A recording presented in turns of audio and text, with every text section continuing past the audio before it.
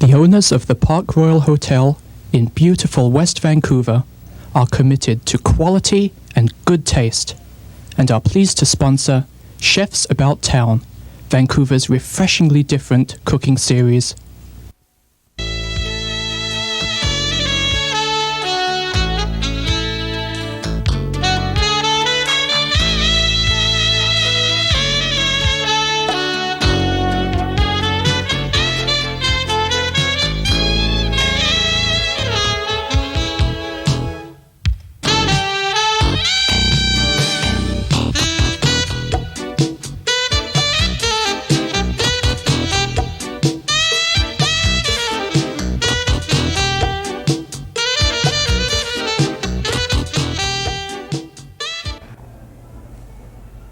Hello, my name is Gary Faessler and welcome to Chefs About Town, the show for people who really love good food. We're here at the Market Kitchen Cooking School down at Granville Island Public Market. You know, in Chefs About Town we focus on the foods and wines of the Pacific Northwest, highlighting our own unique British Columbia cooking style. And with me tonight, I'm very excited, with me tonight is the head chef of the William Tell restaurant here in Vancouver, Lars Jorgensen. Welcome, Lars. Thank you. Glad to have you here. I'm glad to be here. And tonight we're going to something that's really representative of our cuisine, our cookery here in British Columbia, salmon. We're going to play around with some salmon, and show you how simple and beautiful salmon is and how quickly it cooks.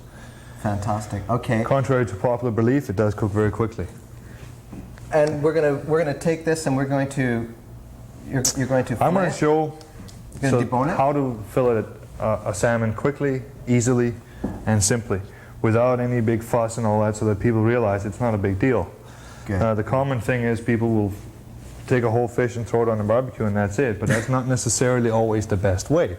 So what we're going to do is we're going to fillet it and show how easy it is to make medallions. Okay. And we're going to do little medallions of salmon with 3 sauces, and we're going to garnish with one of the sauces, which will be a watercress and spinach sauce, which is we're just going to make a puree and make a light cream sauce with that.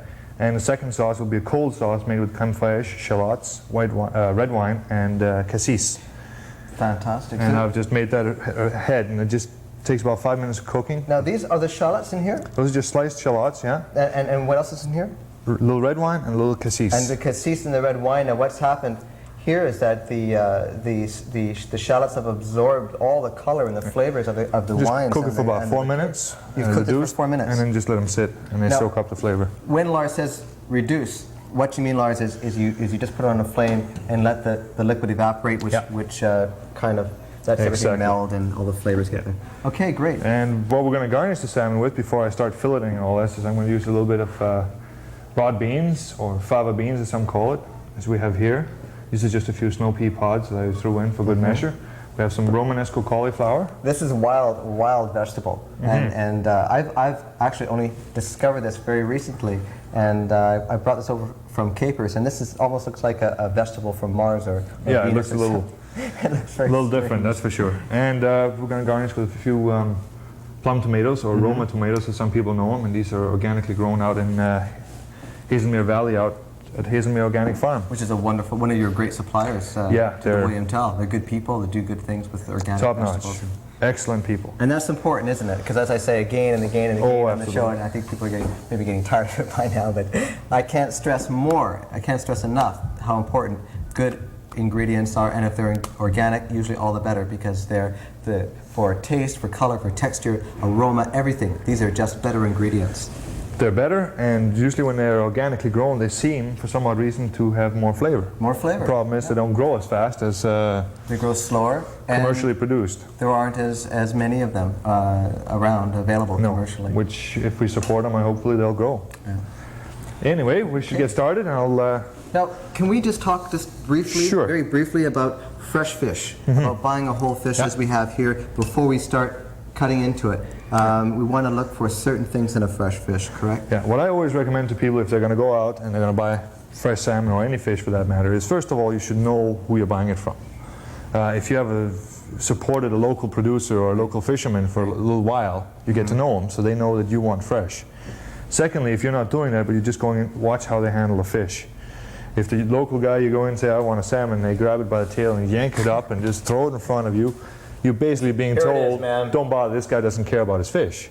So, if the guy, you say you want to look at the salmon and he picks it up with care and supports it so he doesn't pull the meat and strain it, then you know you have someone who cares for his fish. It shows that he cares about his product and about, you know, Exactly. displaying it to you and showing you. And then if you have any questions as well, ask your fish butcher, your fishmonger, or your butcher, or your produce supplier. If you have any questions about any of the foods that you're buying, don't be afraid to ask, because if they don't seem interested in answering and they don't seem to care, well, then maybe you should be seeing somebody else.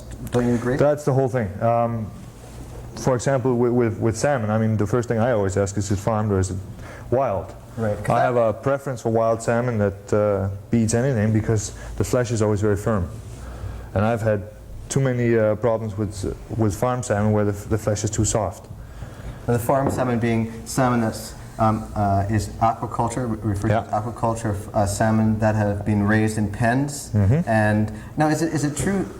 I'm not sure. I don't know if most or all of the farm-raised salmon these antibiotics and hormones and stuff like that. And because whenever you try to raise an animal or fish or anything, whether it be a chicken or a fish, in closed environment, when there are many of them, disease can no, there's no doubt that they have to. They have to. They don't have a choice, and it's unfortunate. That does make a difference in the end product. No, I believe it does. I mean, I have no doubt in my mind that it makes a difference. The taste, the texture of the flesh? The texture, the way it cooks, and the flavor. To me, a farm salmon does not resemble a salmon. It resembles more a trout. A trout, yeah. Because the meat is just so different. It's not as strong. It's not as flavorful. I'm just saying, you know, I haven't tried all farm salmon. Just the farm salmon that I've tried, some of the meat has been quite muddy, and in texture and in flavor. Because I do like salmon tartare, you know, raw salmon mixed with a little shallots and little oil and things, and then on a thin piece of bread, toast. And I've tried that with farm salmon, and wow, what a difference. It was just awful because it was very, very muddy and stuff. Not saying all farm salmon is bad, but just my experience is that compared to wild, it's just... I mean, my comparisons have been made against wild salmon that's been frozen, glazed and frozen, and a fresh farm salmon. Farm salmon. I still have hands down requests for wild. Frozen or not, doesn't matter. So my mind has been made up purely by that fact. So we want to stress here that something very important, a very important fact, and I'm glad you brought this point up, that quality is more important. Freshness is always important. I think most people who love to cook have the idea that fresh is best. And that's true in most cases, but not always. You want to look for quality, you want to look for you want to know where the product came from. Sometimes a product such as a salmon that's caught wild, that's been frozen properly, is a better product, and thought properly is a better product than a fresh salmon. That's the discovery I've made. Sitting around for a while, and even if it's been farmed and whatever. Definitely.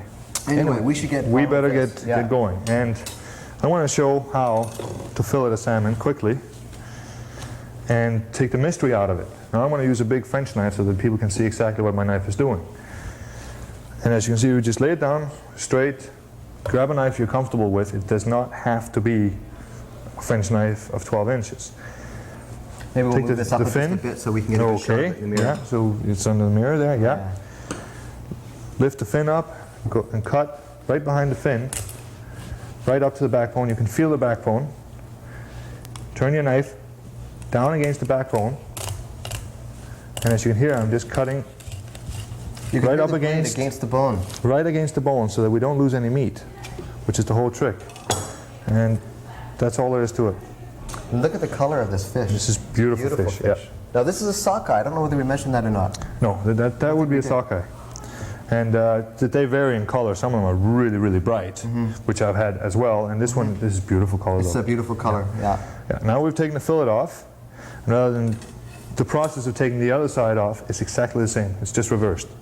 Cut in against the bone, right along. But I wanted to show how to deal with the fillet itself, so that isn't a mystery. Have it here. We just cut the belly off. Now, some people throw the belly away, which I think is a fault, because that meat is beautiful. What would you use that for, though? This belly meat I would use to make a There's lot of salmon fat. mousse. Salmon mousse? Yeah, I would trim off the fat, trim off the skin, and just use the meat. And it could be used for a salmon mousse or for a good stock if it's done very carefully. Just very quickly, since you brought it up, salmon mousse, very, very simple. Salmon, as you said, this piece, trim the fat, an egg yolk. Is it egg yolk and egg white? Yeah, a an egg little yolk, cream, a little cream, a little cayenne or fresh cracked pepper, and a little lemon juice, white pepper, lemon seasoning, juice. In your Cuisinart or blender, and just a touch of cream. zip, and it's done. And you can use that to stuff edible flowers like the zucchini flowers or crackers. Stuff the salmon with it. Stuff the salmon with it, yeah. So now we just take the belly bones off here. The belly bones. Feather bones, we've all got different descriptions for the same thing. Now we can use the head, the bones, the tail, there's all the things. You've heard of frugality in cooking. Well, here we could use this for a stock as well, couldn't we?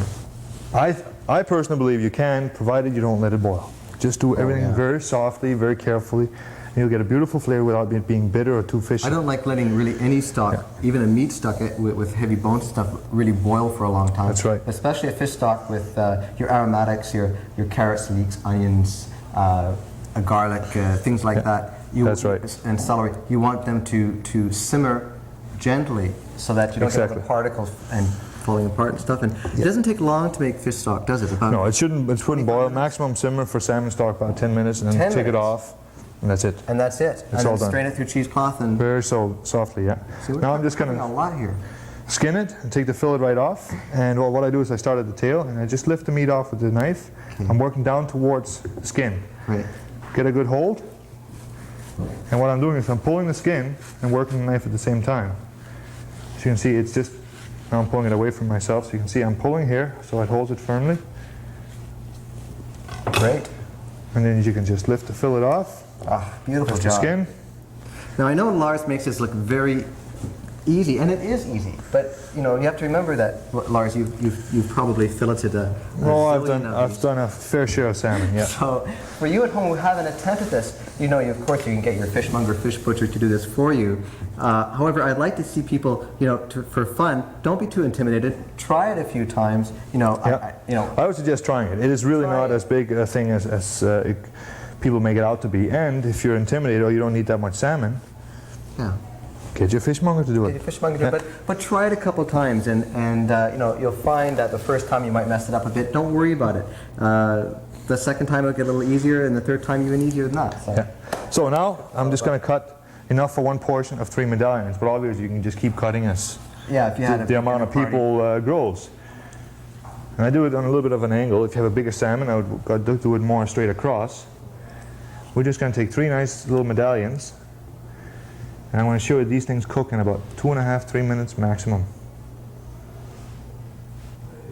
that short of time. That's Very, short of very time because you fast. don't want to overcook. Your salmon It or becomes fish, dry any fish. and what I describe as dusty if you overcook it. Dusty. Yeah, it's just not a pleasant thing Kind to eat. of cardboard-esque. Exactly. So now we have our 3 medallions, and so that we get everything going at the same time. Should I put this fire on? Yeah, we need fire under both pans, please. Okay. So I'm going to do this for 1, but obviously you can just multiply the process and you'll end up having it enough for 4, for 6, or for 8. And as we're figuring out the stove here, Oh, no, I have it. I know. what I have done is, just to shorten the amount of time that we spend working rather than explaining what we're doing, all I've taken is half watercress and half fresh spinach and pureed it in a blender or a Cuisinart or whatever people have, a food processor. Color. And it's going to make a beautiful colorful sauce, and that's the basis of it. So what I'm going to do first, I'm going to saute the salmon in a little bit of fresh butter, take it out, and I'm going to make the sauce in the same pan. Obviously, if you're cooking for 10 people, I would suggest you start the sauce at the same time. Okay. Now, is that too hot? No, it's just until we get the butter melted here, we'll be fine. As soon as the butter is melted, the pan is ready, and it shouldn't and it won't stick. Now, I also want to mention we're using sweet butter, unsalted butter. Oh, and absolutely. it doesn't burn as much. There's the fats and salt that'll turn It brown. also when you does use not the add a butter. flavor that we don't want. That's right. So, as you can see, the butter is melted now, just nice and hot. Just lay the fillets in there like that, and they shouldn't stick. Like so. And as I'm doing preparation for everybody at the same time, we have a pan here ready. And there again, I'm going to add some fresh butter. I'm just going to cook all the vegetables in the same pan, for simplicity's sake. And again, a little fresh butter always does the trick. So we're going to do a few carrots, a little bit of the Romanesco cauliflower, a few of the fava beans, Again, this is wild cauliflower. And you'll find that... and a few of the some peas. some peas here. You find that the color of the cauliflower, too, when it's cooked, it's really fluorescent. Yeah. It's the color. Now we've had the salmon in the pan for approximately 35-40 seconds. And we just flip it over.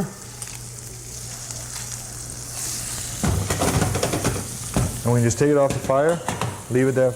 I would leave it on because we're going to use that to make the sauce with. And it'll be ready in probably another 30 seconds. So we'll And it just let the sits salmon and sit. warm through. And warm through, and then Yeah. it's ready. Yeah. That's very fast. Yeah. Very fast. Just liquid here, and when you lid on there. Is that just water, or is it stock, or? This is a little very light fish stock. Very I'm light using, fish stock. But you can just need a little bit for steam. And I need the lid back, wherever that disappeared to here, The lid? for that pot there. I don't think that's it. Oh, how does this? Is Oh, this here. one on? Yep, it's on already. Okay. But I'm not sure where the lid is. I have it right here, that's why. Oh, do you? I'm so busy looking for it on the wrong side. Okay. You stole it off me. Not me. Okay, the salmon now is medium rare to medium, and that's what you want. And then the time is to take it out of the pan. We lay it out on the plate here.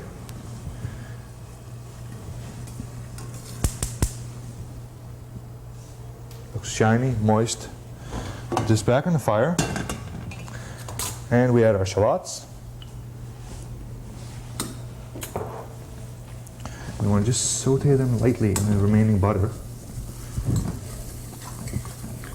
Just have they're a little bit translucent. Turn that fire up a bit for you.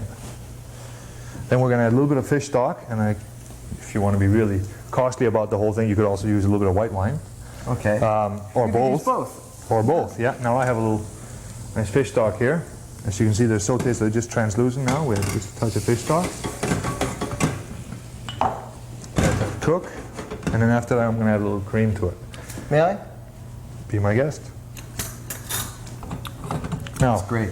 while we wait for that to reduce, we're just going to take our shallots here, put them in a small bowl. As you can see, they got a beautiful flavor, and they're like candy. They're literally like candy. Because shallots are an onion which are so full of sugar that Basically, it's not so much sugar, but it's just that once you take the acid out, what's left is so gorgeous. Oh, yeah. It's, you know, to say sugar is a hard thing, because I'd have a hard time taking sugar out of a shallot, so. But no, when you cook them though, they kind of caramelize. I mean, the sugar seems to be released somehow in onions, like leeks and other types of yeah, onions but when you it's- cook them. Now, we just add a touch of cream to it. Do you want me to check the veggies? Yeah, that should be fine, yeah. And just actually, you can turn that off now. Turn that that'll be off? just fine, yeah. We'll just And season keep- them right at the end. Keep the lid on? So I added a touch of cream to this, and for 2 people, I would say use approximately 100 milliliters of cream. We're going to let that cook and reduce. Meanwhile, we have a little here homemade crème fraiche. Now, for people who don't know, crème fraiche is buttermilk and cream And buttermilk, and drops of lemon juice. and drops of lemon juice. And I think the ratios are something like mostly cream, a little bit of buttermilk. What is it, 10 to 1, or is it? Everyone seems to have a different recipe. I usually prefer to go about 8 to 1. 8 to 1? 8 to 1, yeah, that usually makes a nice one, nice creamy, thick one. Okay, so 8 parts cream to 1 part Yeah, buttermilk. and then just, let's say I make a liter of cream, I would lemon use juice. half lemon. Half a lemon? Yeah. And then you put it in a container like glass. It's or got to be a plastic. sterilized glass jar. Glass jar. And as long as it's sterilized, you let it sit out for anywhere between 24 and 36 hours, and then you can refrigerate it and it's ready. It kind of turns like yogurt does. It kind of Oh yeah, it thick goes and, thick. it's really You bet. gorgeous. So now our sauce is reducing, and we're going to add our puree of spinach and watercress. And immediately that sauce is going to take on a whole different appearance. Now this is what we mean by a reduction, when we put the liquids in and it's boiling away and we're extracting all those, the essences, the flavors of the ingredients, and we're reducing the volume of the liquid. Oh, that was pretty good. You bet. Now all of a sudden we've got a beautiful colorful sauce. Now everybody's saying, oh my god, the salmon's sitting there getting cold. Normally what you would do is make a preheated plate so that it would stay nice and warm, and you would really push this so that nobody's watching you. Or just a thought, how about if we did the sauces first? Oh, we could we do it that way? Oh, certainly. Did the sauce, if we build this, because this is really, the sauces are the things that take the time. We build the sauces first and then have the sauces on warm. Could do it that way and as then well. cook the salmon, because the salmon cooks like, as we saw, what? Absolutely quickly. 40, 50 seconds and the salmon's ready. When you flip it over, let it sit for a minute and it's done. So maybe do your sauces first, do the salmon, put it on. Again, whatever people feel comfortable with. I mean, cooking is to be experimented with. Yeah, don't feel locked into any of the recipes that we do. Just going to add a few drops Use your own initiative. of lemon to it. Just make it a little more flavorful. And now we've got nice consistency on the sauce. That's beautiful. And Taste this without burning with Taste as you go. It's important to taste the food, absolutely. the sauces, as you cook. Otherwise, how are you going to know how they're coming along and what you want to add? Or the watercress now is nice, got a nice little bit peppery bite to it, so really a lot of seasoning is unnecessary. No, it's nice. A lot of salt and pepper is totally But there wasn't any unnecessary. salt or pepper in that. It was Added just a tiny touch. a tiny bit. So now we have our vegetables ready, and again, very little seasoning. This is Again, that's a sea personal salt, by thing. the way. And we just add a touch like so, toss it around, and they're all cooked beautifully. They're not overcooked, they're not raw either. We just set those up, and I love these little carrots with the stems on. This is also from the Faessler farm. I want to ask you a question that may be silly, but I think there might be people, or some of our viewers might want to know, I want to know, how do you feel about all vegetables being al dente? Oh, To the absolutely. bite? Yeah? Well, not only because of the flavor, because the more al dente it is, the less flavor you're taking away from the vegetable, but also because it's better for you. It's better for you. The more you cook, The more vitamins, minerals that are released into the liquid that you're cooking in. That's an interesting point. Add a couple of tomatoes here and just let them warm up. The pan's still hot, just for the color. And then now we have our sauce. What I do just to make that sauce a little bit more You're going to delicate. add a little bit more sweet butter. Just a touch. And just fold it in. It just makes it a little more gorgeous, a little more velvety. We weren't discussing calories here. I know, this isn't exactly a calorie conscious meal, but But it is beautiful. What the hell? Yeah, And if we just work out a little extra the next day, we're fine. for sure. So a little bit of that sauce on here. And it's got a beautiful color. I mean, this is beautiful Nice for contrast. entertaining because you've got all that color and people go, oh wow. Spend a ton of hours in the kitchen. And you haven't. Frankly, you haven't. You and that's haven't. what it's all about. Yeah. And then we have our shallots with crème fraiche, and this is just my favorite. It's like candy. And I add a little bit in between here.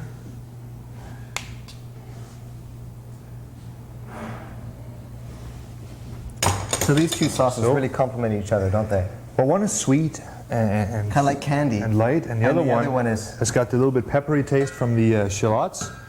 From the watercress. almost citrus, the watercress being kind of a peppery green anyway. And we put a little tomato here for color. And that's dinner. Voila. Just like that. And of course you can garnish with some fresh watercress. Take a few bunches here. And we've got dinner ready. Now, we should talk about the wine We should to talk go with about it. the wine. Yeah, I picked. We also highlight wines from British Columbia, not just British Columbia, Washington, Oregon as well, but trying to stick with BC. We do have some marvelous wines. This is a wine from one of our estate wineries called the Grey Monk Estate Cellars. This is a Maréchal Foch. I hope I said that correctly. Maréchal Foch, 1987, right? 1987. This is one of the red grapes that does very, very well in the Okanagan Valley, in our interior here in British Columbia. And a lot of the plantings, a lot of the black grape plantings in BC are Marshall Foch and have been for years. And Grey Monk does a very nice job of this. This is a light red wine, and well, we'll see exactly what it tastes like. Yeah, and one of the reasons I like a choice like that is it breaks a little bit with the tradition that if you have fish, you must have a white wine. This is a red wine. It's not a big gutsy Bordeaux or anything like that. So this is a wine I think goes very well. It's not a big red wine. What we mean by that is it's not so full of flavors that it's going to wipe out the delicate flavors of the fish. But if you were to drink a red wine with any fish, it would be the salmon. Simply because salmon is a very fatty, rich, delicious fish, and it can stand up to a light red wine easily. Absolutely. And you know, again, we've got the complexity of 2 sauces. So we have one that's soft, sweet, and the other one a little peppery with the spinach and the watercress. And the shallots and the crème should go well fraiche. with this. Well, let's try this. Let's try it. Cheers. Anticipation is killing me.